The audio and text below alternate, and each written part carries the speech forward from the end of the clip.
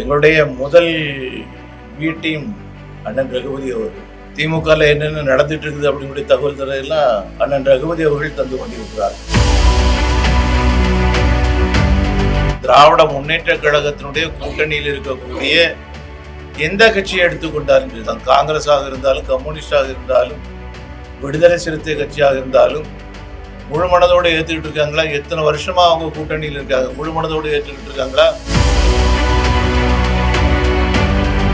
நம்பி வந்தவர்களை ஏமாற்றக்கூடிய பழக்கம் பாரதிய ஜனதா கட்சியில் கிடையாது. ஆனா நம்பி வரக்கூடியவர்கள் எந்த நோக்கத்தோடு வருகிறார்கள் என்பது நாம் பார்க்கணும். மக்களுக்கு கொடுத்த வாக்குறுதியை நிறைவேற்றாதவர்கள் கூட்டணி கொடுக்கக்கூடிய வாக்குறுதிகளை நிறைவேற்ற மாட்டாங்க.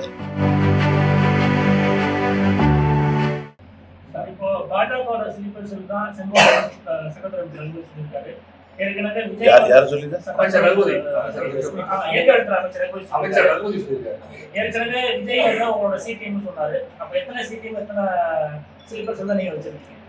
எங்களுடைய முதல் பி டீம் அண்ணன் ரகுபதி அவர்கள்.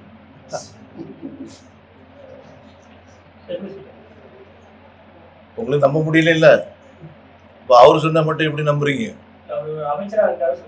அவர் அமைச்சரா இருக்கட்டுங்க. எங்களுடைய பி டீம் எங்களுக்கு அப்பப்ப தகவல் தரக்கூடிய திமுகவில் என்னென்ன நடந்துட்டு இருக்குது அப்படிங்கிற தகவல் தரையெல்லாம் அண்ணன் ரகுபதி அவர்கள் தந்து கொண்டிருக்கிறார்கள்.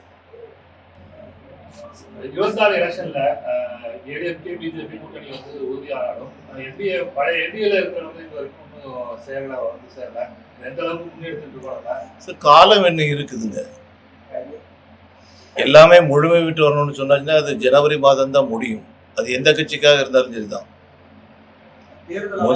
முதல்ல திராவிட முன்னேற்ற கழகத்தினுடைய கூட்டணியில் இருக்கக்கூடிய எந்த கட்சியை எடுத்துக்கொண்டாலும் சரிதான், காங்கிரஸாக இருந்தாலும், கம்யூனிஸ்டாக இருந்தாலும், விடுதலை சிறுத்தை கட்சியாக இருந்தாலும் முழு மனதோடு ஏற்றுக்கிட்டு இருக்காங்களா? எத்தனை வருஷமா அவங்க கூட்டணியில் இருக்காங்க, முழு மனதோடு ஏற்றுக்கிட்டு இருக்காங்களா?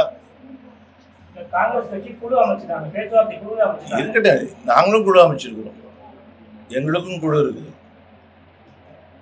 அதிமுகலையும் குழு இருக்குது, எல்லாமே இருக்குது. நீ இதை வச்சுட்டு பேசக்கூடாது.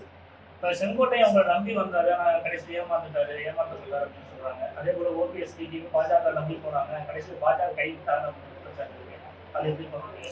அதிமுக ஒருங்கிணைச்சிங்க அப்படின்னு எதிர்பார்த்தாங்க, கடைசி வரைக்கும் ஒருங்கிணைக்கிறவங்க அவர் அந்த முடிவு எடுத்தாரு. இவங்க பாதிக்கிறாங்க. நம்பி வந்தவர்களை ஏமாற்றக்கூடிய பழக்கம் பாரதிய ஜனதா கட்சியில் கிடையாது. ஆனா நம்பி வரக்கூடியவர்கள் எந்த நோக்கத்தோடு வருகிறார்கள் என்பது நாம் பார்க்கணும். அதை வச்சுக்கிட்டு தான் ஏற்கப்பட வேண்டுமா, ஏற்கப்படக்கூடாதா, அல்லது காலம் தாழ்த்தி ஏற்றுக்கொண்டு கொள்ள வேண்டுமா, இதெல்லாம் முடிவு பண்ணணும்.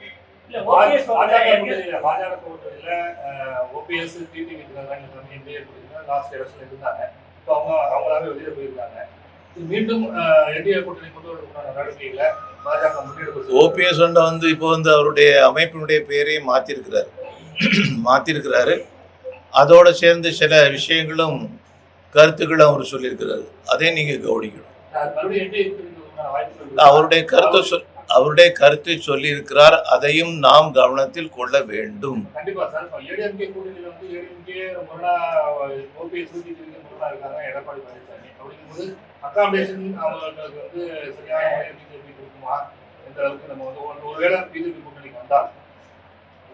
யாருக்கு எந்த கட்சியுமே வந்து கூட்டணி வைப்பது அவரவர்களுக்கு இருக்கக்கூடிய லாப நஷ்டங்களை, தேர்தல் லாப நஷ்டங்களை அடிப்படையாக வச்சு தான் பார்ப்பாங்க. ஆகையினால எதுவும் முடிவு என்று நாம் முடித்து வைத்து கூடாது. எது வரைக்கும்? தேர்தல் அறிவிப்பு வரும் வரைக்கும். கூட்டணி எப்போ வேணாலும் எப்படி வேணாலும் மாறலாம். கடந்த காலங்கள் அந்த ஆட்சியில் பங்கு அதிகாரத்தில் பங்குங்கிறது இல்லாம இருந்தது. இப்போ வந்து எல்லா கட்சிகளுமே ஆட்சியில் பங்கு அதிகாரத்தில் வந்துங்கிற ஒரு முன்னெடுப்பை வந்து எடுக்கிறாங்க. பிஜேபி அதை எப்படி பார்க்குது? பிஜேபி இடையே ஆட்சியில் பங்கு அதிகாரத்தில் வந்து அது ஒரு சர்ச்சையாகவே ஓடிட்டு இருக்கு. கூட்டணி ஆட்சி பிஜேபி தான் கூட்டணி ஆட்சி தான். பாரதிய ஜனதா கட்சியை பொறுத்த வரைக்கும் இது வந்து ஒரு புதுமையான ஒரு விஷயம் கிடையாது. அறுதி பெரும்பான்மை பெற்று மத்தியிலே ஆட்சி அமைத்த நேரத்திலும் கூட பிரதமர் நரேந்திர மோடியினுடைய அரசாங்கம் கூட்டணி கட்சிகளை சேர்ந்தவர்களுக்கு அமைச்சரவையிலே இடம் கொடுத்தார். தமிழகத்திற்கு புதிதாக இருக்க காரணம் 60 வருஷமா இருக்கக்கூடிய சூழ்நிலைகள். இப்போ திமுகலேயே வந்து எல்லாரும் கேட்க ஆரம்பிச்சாச்சு. இப்போ திமுக என்ன பதில் சொல்ல போறாங்க நமக்கு தெரியாது. அந்த பதிலை பற்றி நாம கவலைப்பட வேண்டிய அவசியமும் கிடையாது. ஏன்னா சொன்ன வாக்குறுதி, மக்களுக்கு கொடுத்த வாக்குறுதியை நிறைவேற்றாதவர்கள் கூட்டணி கொடுக்கக்கூடிய வாக்குறுதிகளை நிறைவேற்ற மாட்டாங்க. 80% வாக்குறுதிகளை நிறைவேற்றாச்சுன்னு முதல்வர் சொல்லியிருக்காரு. எப்படிங்க 80% வாக்குறுதிகள் 1000 வாக்குறுதி கொடுத்துருக்குறாங்க. நான் நடப்பேன், நான் பார்ப்பேன். வாங்கின எல்லா மனுக்களுக்கும் உடனடியாக 100 நாளா 100 நாள் 100 நாளைக்குள்ளால எல்லாம் செய்து கொடுத்துருவேன் சார். ஒரு பட்டியல் கேளுங்க சார். எந்தெந்த மாவட்டத்தில் எவ்வளவு மனுக்கள் பெறப்பட்டது, எத்தனை பேருக்கு தீர்வு கண்டிருக்கீங்க, தீர்வு கண்டவர்கள் எந்த மனநிலையில் இருக்காங்க, கொஞ்சம் கேளுங்களா. செய்திகளை உடனுக்குடன் தெரிந்து கொள்ள கீழ்கண்ட கேபிள் மற்றும் டிடிஹெச் நெட்வொர்க்குகளில் எம்நாடு செய்தி தொலைக்காட்சியை காணுங்கள். பாதகம் செய்பவரை கண்டால் நாம் பயம் கொள்ளலாகாது பாப்பா. மோதி மிதித்துவிடு பாப்பா, அவர் முகத்தில் உமிழ்ந்துவிடு பாப்பா.